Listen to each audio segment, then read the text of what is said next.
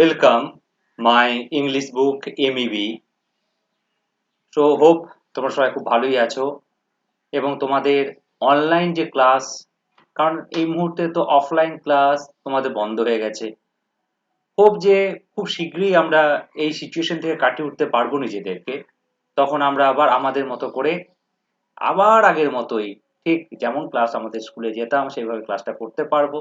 তো যতদিন পর্যন্ত না হচ্ছে ততদিন পর্যন্ত আমরা এই ক্লাসটাকে কন্টিনিউ করতে থাকি। ওকে, তো আজকে আমি তোমাদের যে ক্লাসটা করব সেটা হচ্ছে সামওয়ান ওয়াল্টার ডিলামিয়ারের সামওয়ান ক্লাসটা আজকে করব আমরা। তো প্রথমে আমরা যেটা করব সেটা হচ্ছে যে অ্যাট ফার্স্ট কবিতাটা একটু আমরা পড়ি একবার। তো কবিতাটা পড়ে নেওয়ার পরে কবিতার সম্বন্ধে কি আছে, তার লাইন বাই লাইন অ্যানালিসিস, তার সঙ্গে কিভাবে আমরা বাকিগুলোকে জানতে পারবো, সমস্ত কিছু অ্যানালিসিস আজকে আমরা এই ক্লাস থেকে করতে থাকবো। ওকে, তো ফার্স্ট আমরা যেটা দেখতে পাচ্ছি যে যখনই আমরা কোনো কবিতা দেখতে পাবো আর কি, যে কি কি আছে এটার মধ্যে আমরা দেখিনি একটু, যে দেখো পরিষ্কার কি লেখা আছে, যে someone came knocking, someone came knocking at my wee small door, someone came knocking, I am sure. So someone came knocking at my wee small door. Someone came knocking, I am sure and sure. I listened, I opened, I looked to left and right, but nothing there was stirring in the still dark night.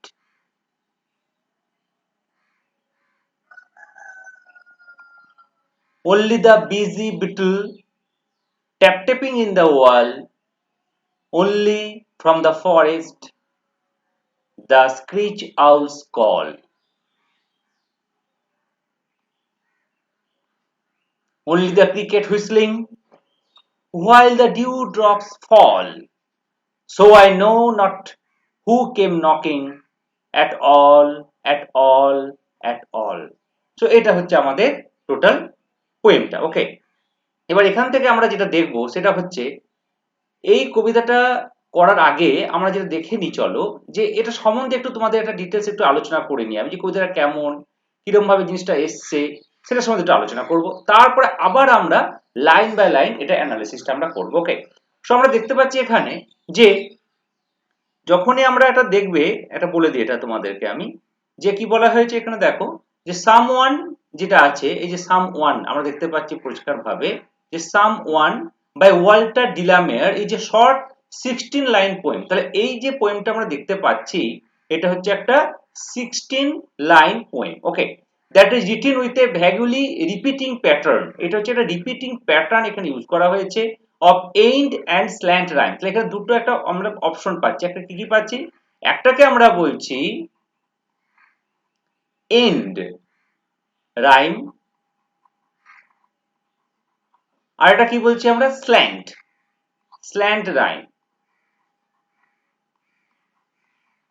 ওকে, এবার আমি তোমাদের আলোচনা করব যে and রাইমটা কাকে বলে আর slant রাইমটা কাকে বলে, সেটা আমি তো অবশ্যই আলোচনা করতে যাব এখানে। আমরা আগে পড়ে নিই একটু, তাহলে কি হলো, যেটা 16 line poem that is written with a vaguely repeating pattern of end and slant rhymes. The poet made use of a number of similar endings in this piece, giving the poem a sing song like a melody. তাহলে এখানে আরেকটা আমরা characteristics পাচ্ছি এই পোয়েমটা থেকে, সেটা কি, সেটা হচ্ছে একটা সিং সং। কি পেলাম, sing song like melody that is appropriate for its short length and goal of appealing to children. তাহলে এই যে কবিতাটা সামওয়ান, এটা লেখা হয়েছিল ফর দ্য চিলড্রেন, মেইনলি করা হয়েছিল এটা ফর দ্য চিলড্রেন। এবার চিলড্রেনটা কি ভালোবাসে, চিলড্রেনটা একটা রাইম ভালোবাসে, একটা ছন্দ ভালোবাসে, তাই জন্য এখানে এই রাইমটাকে ইউজ করা হয়েছিল, সিং সং প্যাটার্নে লেখা হয়েছিল for goal of appealing to children. There are also a number of instances in which he chose to employ slant rhyme. এবার স্ল্যান্ট রাইম এবং এন্ড রাইমটা আমি তোমাদের একটু বলে নিই, আলোচনা করে নিই। দেখো আমি আবার কবিতাটার মধ্যে যাচ্ছি। দেখো এখানে কবিতার প্রথম যে লাইনটা আমরা দেখো, সেটা দেখলে জিনিসটা তোমাদের ক্লিয়ার হবে অনেকটা। সেটা কি আছে দেখো, দেখো এখানে কি আছে, দেখো প্রথম লাইনটা আমরা দেখতে পাচ্ছি, তাহলে জিনিসটা ক্লিয়ার হবে যে সামওয়ান কেম নকিং, কি বলা হচ্ছে, someone came knocking at my we small door, someone came knocking. তাহলে দেখো এখানে আমরা লাইনটা কি দেখতে পাচ্ছি আমরা, যে এই যে লাইনটা আমরা দেখলাম, এখানে কালারটা একটু চেঞ্জ করে দিই তোমাদের সুবিধা হবে। তাহলে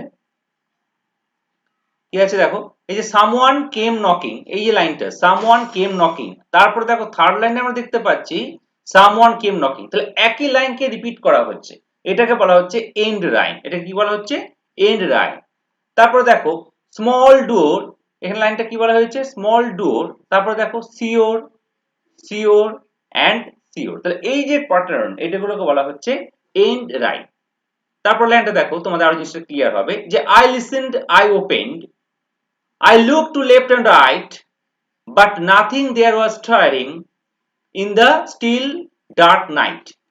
এখানে দেখতে পাচ্ছি আমরা রাইট, এখানে আছে আমরা কি নাইট। ওকে, নেক্সট দেখো পরের লাইনটা দেখতে পাবো আমরা, এই দেখো কি বলা হচ্ছে, wall, tap tapping in the wall. Next হচ্ছে আউলস কল। তারপর দেখতে পাবে while the dew drops fall, এখানে কি আছে, while the dew drops fall at all, at all, at all, এগুলোকে বলা হচ্ছে এন্ড রাইম। আর স্ল্যান্ট রাইম যেটা, সেটা কি, সেটা হচ্ছে দেখো হুইসলিং অ্যান্ড নকিং। এবার এখানে দেখো লিং, এখানে কি লাস্ট লাইনটা কি যোগ করা হচ্ছে, লিং। এখানেও কি আছে, কিং। তো এদের উচ্চারণটা অনেকটা একই রকম, হুইসলিং, নকিং, তার জন্য এগুলোকে বলা হচ্ছে স্ল্যান্ট রাইম।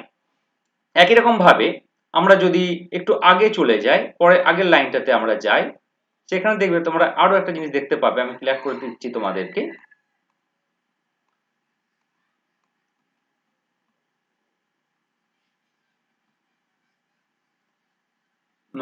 পরের লাইনটা কোথায় যাচ্ছে দেখি, একটা লাইন পাবো, দেখবে আমরা, এই দেখো এই লাইনটা কি দেখতে পাচ্ছি আমরা, স্ট্রাইরিং। কি লাইনটা পেলাম, স্ট্রাইরিং। তাহলে নকিং, স্ট্রাইরিং, হুইসলিং, এই রিং, সবই দেখো একটা রিং লাগানো আছে। তো এই যে ইউজটা করা হলো, এটাকে আমরা বলছি স্ল্যান্ট রাইম। ওকে, এটাকে আমরা কি বললাম, স্ল্যান্ট রাইম। তো এটা বোঝানোর জন্য এইগুলোকে আমাকে বলতে হলো তোমাদেরকে। ওকে, নেক্সট আমরা কি করব এবার, এবার এই কবিতাটা যেটা আছে সামওয়ান বাই ওয়াল্টার ডিলেমের যেটা লেখাটা হয়েছে, তাহলে এটা মেইনলি করা হলো কিসের জন্য, যে একটা সিং সং লাইক মেলোডি, একটা ট্রাম দিয়ে এখানে ইউজ করা হয়েছে ফর অ্যাপিলিং টু চিলড্রেন।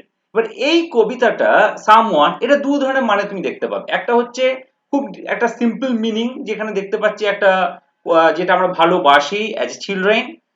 আর একটা যেটা পাবো, তার একটা ইনার মিনিং আমরা এখান থেকে কিন্তু দেখতে পাবো কবিতাটাতে, সেটাও আমরা এখানে খুব ভালোভাবে আলোচনা করব। ওকে, তো চলো আমরা শুরু করে নিই। ফার্স্ট লাইনটা এখানে কি আলোচনা করছে কবি। তো এখানে দেখতে পাচ্ছি আমরা কি বলা হচ্ছে, সামওয়ান কেম নকিং। কি বলা হচ্ছে এখানে,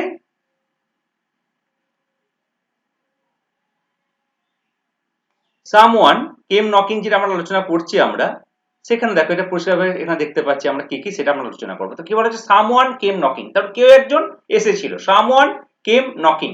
নেক্সট আমরা দেখতে পাচ্ছি অ্যাট মাই উই স্মল ডোর, কোথায় এসেছিল, উই স্মল। এবার এখানে দেখো একটা জিনিস আমি দেখতে পাচ্ছি, উই অ্যান্ড স্মল, এখানে কালারটা চেঞ্জ করে দিই, দাঁড়াও ইরেজ করে দিই আগে একটু, তাহলে সুবিধা হবে, তোমাদের কালারটা আমরা চেঞ্জও করতে পারবো। এটাকে যেহেতু রেড আছে, এটা ব্ল্যাক বা ইয়েলো করে দিই নাকি, না ব্ল্যাকই করি, ঠিক আছে। সো কি বলা হচ্ছে এটা, যে সামওয়ান কেম নকিং, কেউ একজন দরজায় এসেছিল এবং ধাক্কা মেরেছিল, অ্যাট মাই উই স্মল ডোর। দেখো উই মিনস হচ্ছে কিন্তু স্মল, এই উই যে কথাটা মানে হচ্ছে, এই উই মানেই হচ্ছে কিন্তু স্মল।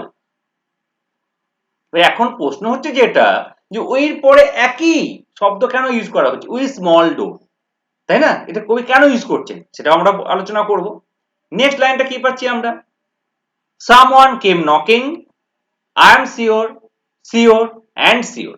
তাহলে মেজর ড্রামাটিক অ্যাকসেন্ট এখানে কি পাচ্ছি, major dramatic accent. Major dramatic accent হচ্ছে যে a knocking that came on the speaker's door, একটা নকিং দেখতে পেয়েছিলাম যে স্পিকার তার দরজাতে, it is the middle of the night, যখন এই ঘটনাটা ঘটছে it was the middle of the night and the speaker has been surprised, এখানে speaker has been totally surprised by this sound, the speaker has been totally surprised by the sound, that's why it totally, and also here the poet কি দেখাতে চাইছে, with an small ডোর, কবি এখানে কি বলতে চাইছেন, একটা ক্লু দিচ্ছেন, এখানে কি ক্লু দিচ্ছেন কবি, এখানে আমাদের একটা ক্লু দিচ্ছেন, কি ক্লু দিচ্ছেন, যে ইটস এমফাসাইজ, কিসের উপরে এমফাসাইজ দেওয়া হচ্ছে, দ্য সাইজ অফ দ্য ডোর, এখানে যে ডোরটা আছে সেই ডোরটাকে এমফাসাইজ করা হচ্ছে, তাহলে এখানে আমরা কি লিখবো, যে এমফাসাইজ,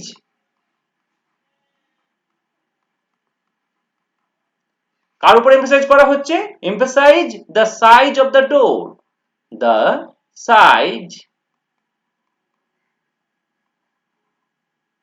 অফ দ্য ডোর, তার উপর সবচেয়ে বেশি করে এমফাসাইজ দেওয়া হয়েছে, emphasise the size of the door, okay.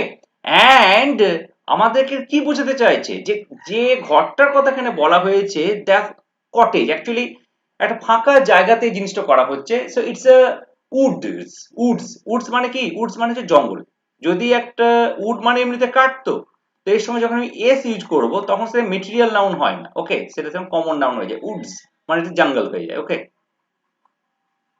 So middle of the woods, so middle of the woods এ যে দরজাটার কথা বলা হচ্ছে, it's a cottage, small cottage or cabin, এটাকে কি ইন্ডিকেট করছে, with small door, it means that the cottage here we describe it's a very small cottage or cabin, so small cottage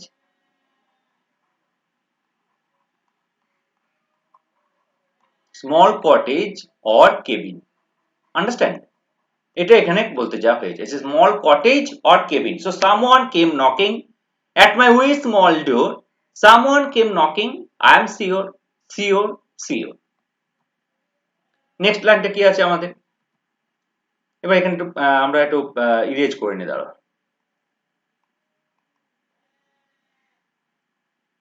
ওকে, কি আছে, আই লিসেন্ড, আই ওপেন্ড, তো যখনই কোনো একটা দরজা ধাক্কা মারা হয় আমরা কি করি সাধারণত, যে at first we listened then I opened, তো এখানে পোয়েট যিনি আছেন উনি একবার, স্পিকার যিনি আছেন উনিও সেম কাজ করেছেন, আই লিসেন্ড আই ওপেন্ড, তারপর কি হলো, I looked to left and right but when he opened the door he can't see anything, okay, he cannot see who knocked his door, so that's why he says that I listened, I opened, I looked to left and right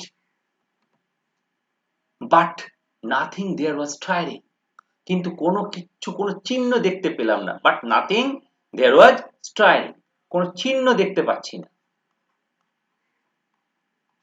কত চিহ্ন বলতে পারো, কারণ এটা জঙ্গলের মধ্যে, তো জঙ্গলের মধ্যে যদি কেউ এসে থাকে, এবার ধরো যে সে তোমার নক করে দিয়ে সে চলে যাচ্ছে, চলে গেলেও পাতার একটা শব্দ হবে, তাই না, রাতের বেলা তো বিশেষ করে বেশি করে শব্দ হয়, এটা তার মানে কি একটা মিস্ট্রি, এখানে কি একটা দেখতে পাচ্ছি আমরা, একটা মিস্ট্রি ক্যারেক্টার একটা ফুটে উঠছে একটা, okay, it's a thrilling, it's a thrilling, so it's mystery, I listened, I opened, I looked to left and right but nothing there was stirring in the still dark night, in the still dark night, এখানে একটা কথা বলা হচ্ছে দেখো, in the still dark night, এই যে still dark night বলতে চাওয়া হয়েছে কি, একটা ভিজুয়ালিজি দেওয়া হচ্ছে তোমাকে, একটা দেখতে পাচ্ছ চোখের সামনে তুমি, এটা হচ্ছে একটা, এগুলো ডিভাইস বলা হয়, পোয়েটিক ডিভাইস, এগুলো কি বলা হয়, একটা পোয়েটিক ডিভাইস,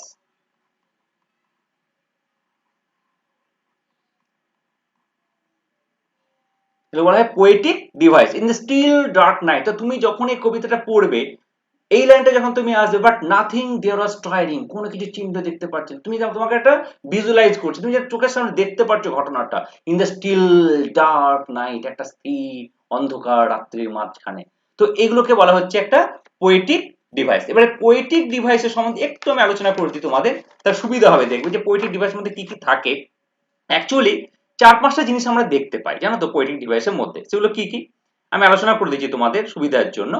একটাকে বলা হচ্ছে কি অলফ্যাক্টরি, কি বলা হয়, অলফ্যাক্টরি,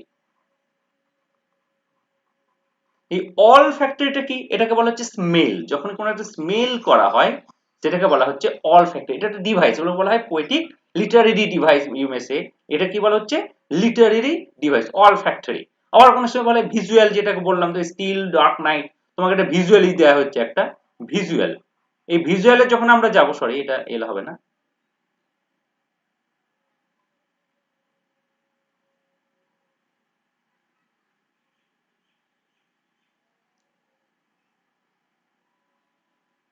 এটা ভিজুয়ালটা কি হচ্ছে, এটা হচ্ছে সি, যেটা তুমি দেখতে পাচ্ছ, অর লাইট দেওয়া হচ্ছে তোমাকে, একটা কি করা হচ্ছে এখানে, একটা লাইট অপশন দেওয়া হচ্ছে, তখন হচ্ছে ভিজুয়াল। নেক্সট হচ্ছে গাস্টেটরি।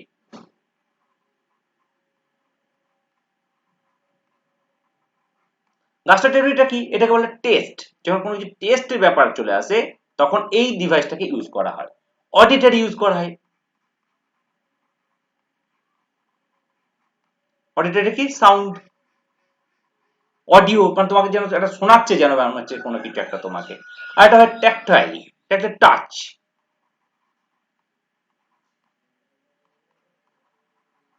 এই যে বিভিন্ন সিমিলি ইউজ করা হয় না, যে অ্যাজ হোয়াইট অ্যাজ স্নো, এটা যেন তুমি একটা স্পর্শ অনুভব করছো, অ্যাট হোয়াইট অ্যাজ স্নো, তখন এই ট্যাকটাইল এই জিনিসগুলোকে ইউজ করা হয়। ওকে, তো এগুলোকে বলা হচ্ছে কি, লিটারেরি ডিভাইস। এটা খুব মনে রাখবে, এটা এটার সময় এটা আমাদের জাস্ট আমাদের জানার জন্য অনেক সময় জানতে হয় আর কি, যে লিটারেরি ডিভাইস কাকে বলে। তোমাকে যদি কেউ প্রশ্ন করে, তুমি এগুলো খুব সহজেই উত্তর দিতে পারবে। ওকে, তার জন্য এগুলোকে আলোচনার মধ্যে নিয়ে আসা, আর কিছু না।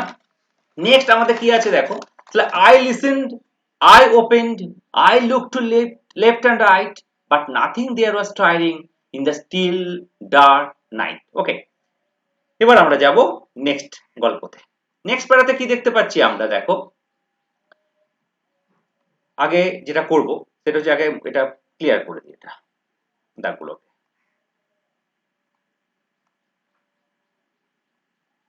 Only the busy beetle. এবার শব্দ তো উনি পাননি, শব্দ পেয়ে, সরি উনি শব্দ পেয়েছিলেন, বাট কাউকে দেখতে পাইনি। কিন্তু তার মাঝখানেও কিন্তু যখন উনি দরজাটা খুলে দিলেন, সেখানে কিন্তু আরো কিছু শব্দ ওনার কানের মধ্যে আসতে থাকলো। কি কি শব্দ আসতে থাকলো রাত্রের মাঝখানে, দেখবে খুব গভীর রাত্রে সামান্য একটু যে শব্দ হয়, সেই শব্দ আমাদের কানে এসে লাগে। তো এখানে স্পিকারও যেন অনেক কিছু শব্দ পেতে থাকলেন। Only the busy beetle, beetle means কি, বিটল মিন্স হচ্ছে গুবরে পোকা। এটা হচ্ছে একটা পোকা একটা, এই বিটল, বিটল মানে হচ্ছে গুবরে পোকা।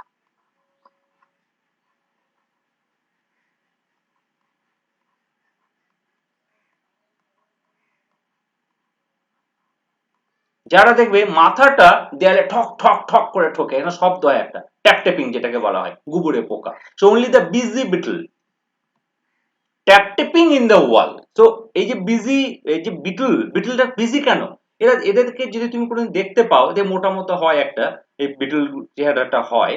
তো বিটলটা দেখতে মোটা মতো এবং মাথাটা এত জোরে ঠোকে দেওয়ালে, যে একটা শব্দ হয় ওখান থেকে একটা, সেই জন্য বলা হয় বিজি, সবসময় খুব ব্যস্ত হয়ে আছে। Only the busy beetle tap tapping in the wall, কোথায় ঠুকছে না, ওয়ালে ট্যাপ ট্যাপিং, ট্যাপ ট্যাপ করে, যদি টক টক টক করে এটা ঠুকছে। তো এই শব্দটা স্পিকার এখান থেকে শুনতে পাচ্ছেন। only from the forest the screech owl's call। আর কি পাচ্ছি এখান থেকে আমরা, screech owl's call। screech owl's call মানে কি, যে এখান থেকে একটা আমরা প্যাঁচার শব্দ আমরা এখান থেকে দেখতে পাচ্ছি। ওকে, সো একটা প্যাঁচার শব্দ এখান থেকে আমরা দেখতে পাচ্ছি, একটা প্যাঁচার ডাক। প্যাঁচার শব্দ মানে কি, এটা হচ্ছে প্যাঁচার একটা ডাক, রাত্রেবেলা কে প্যাঁচা ডাকে একটা। তো সেই প্যাঁচার ডাকটা এখান থেকে শুনতে পাচ্ছি। আমরা একটা নেচার, নেচার তোমাকে এখানে যেন মনে করিয়ে দিচ্ছে যে আমরা আছি। মানুষ নেচারকে ভুলে যাচ্ছে, বাট নেচার অলওয়েজ রিমেম্বারস আস, যে দে আর উইথ আস, তারা সবসময় আমাদের সঙ্গে আছে। নেচার আমাদের ছেড়ে কোনোদিন যায়নি, but we always forget the nature. তো এখানে স্পিকার আবার মনে করিয়ে দিচ্ছে আমাদেরকে যে নেচার আছে। only the busy beetle tap tapping in the wall, only from the forest the screech owls call। ওকে, তারপর কি দেখতে পাচ্ছি আমরা পরের লাইনটাতে, আগে এটা পরিষ্কার করে নিই। অনলি ক্রিকেট হুইসলিং, আরো কি কি শব্দ পাচ্ছেন উনি, তাহলে একটা ফার্স্ট আমরা কি পেয়েছি, যে busy beetle tap tapping in the wall, আর কি পেলাম, yes skimming of owls call, এটা একটা পেয়েছি। নেক্সট কি পাচ্ছি, only the cricket whistling. Cricket whistling, cricket means একটা এক ধরনের ইনসেক্ট, যে যারা শব্দ করে, ক্রিকেট হুইসলিং, ঝিঝি পোকা, যেটাকে আমরা বাংলায় বলি ঝিঝি পোকা। দেখবে জঙ্গলের মধ্যে গেলেই তুমি এই ঝিঝি পোকার আওয়াজ প্রচুর পরিমাণে শুনতে পাবে। So only the cricket whistling এটা শব্দ পাচ্ছে। আর কি পাচ্ছে?